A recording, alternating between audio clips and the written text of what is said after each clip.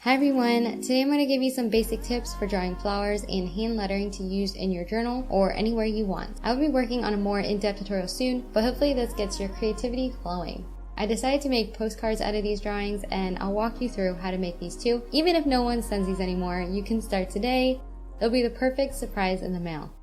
To start, I cut watercolor paper into 4 by 6 inch rectangles and deckle the edges by carefully tearing the paper with a metal ruler. I would suggest using any thicker paper such as poster board or even mat board for these. You might not be able to deckle the edges, but that's fine. My watercolor paper started curling after a few days, so I don't want yours to bend in the mail. Before I jump into using my inking pen, I am going to work out my sketch using pencil, which leads me into tip number 1. Always use a pencil to start sketching. I've been drawing all of my life and I still use a pencil to start, unless I really want some hairy lines in my final piece.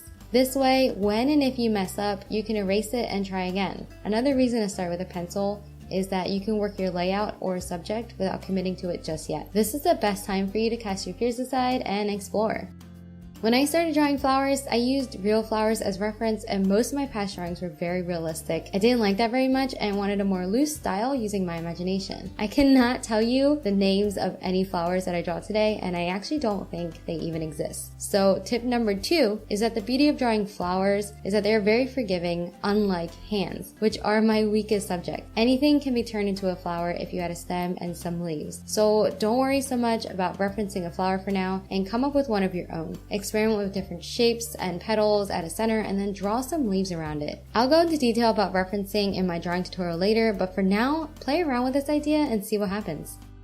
For this postcard set, I want 2 of my cards to be flower focused and the other 2 will have a word and flowers around it. So this first set of 2 is more like a cluster of flowers, similar to a bouquet or a centerpiece. I'm not referencing anything for these right now and I'm just simply letting the layout take form once I draw my center flower or flowers. Which leads me to tip number 3. Try drawing your flowers into a shape. It can be a circle, a diamond, or an oval. This will help you to practice your layouts and kind of force you to think about your flower size as it relates to the overall layout. So use different size flowers, make some large, pick your focal point, and then fill in with small leaves, stems, and more flowers.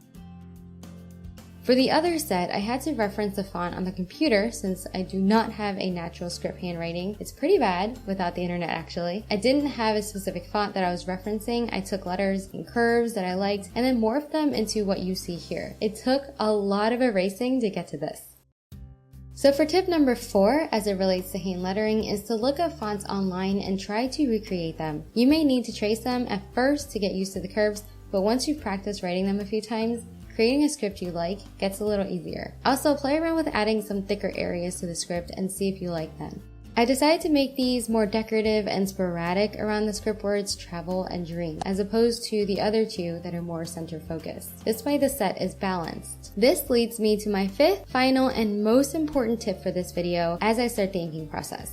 When it comes to drawing, art, design, journaling, anything creative, anything that requires you to make real what is in your head or developing an idea into something tangible, there's always a feeling involved with it. I know it's really deep when I tell you this, but listen to the feeling. Not the self-doubt or the fear of failure, but the feeling of whether it looks right or a little off. That's the creative intuition speaking and you want to train it. So expose yourself to as many things as possible that inspire you. Look at illustrations of books, blogs, magazines, and pay attention to the placement of text, the size of each element, and just study it. It's the same thing if you were to put on clothes that just doesn't work with your body and it just feels off. So train your creative intuition because it'll be important as you go through your journey of finding your style.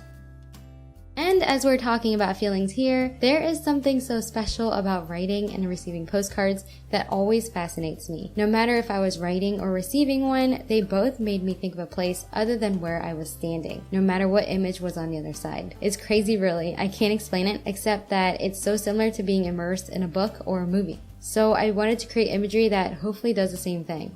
I wanted it to be intricate but delicate with the different line weights. Simple, but made of many elements, and just something magical. I'm starting to think that fairy tales are my thing here.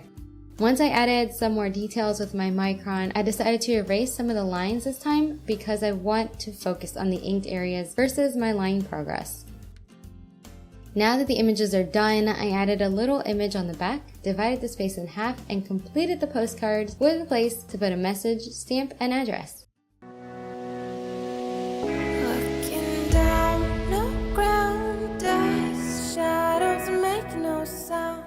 I hope that this video was helpful, and I can't wait to work on more in-depth drawing tutorials for you. I also hope that this video inspires you to create fearlessly and to send a postcard. I will be working on getting a version of these into a shop, so follow me on Instagram for behind-the-scenes sneak peeks and future giveaways. Subscribe and give this video a thumbs up if you liked it and want to see more DIYs, inspirational chats, and more. Thank you so much for watching, and I'll see you next time. Bye!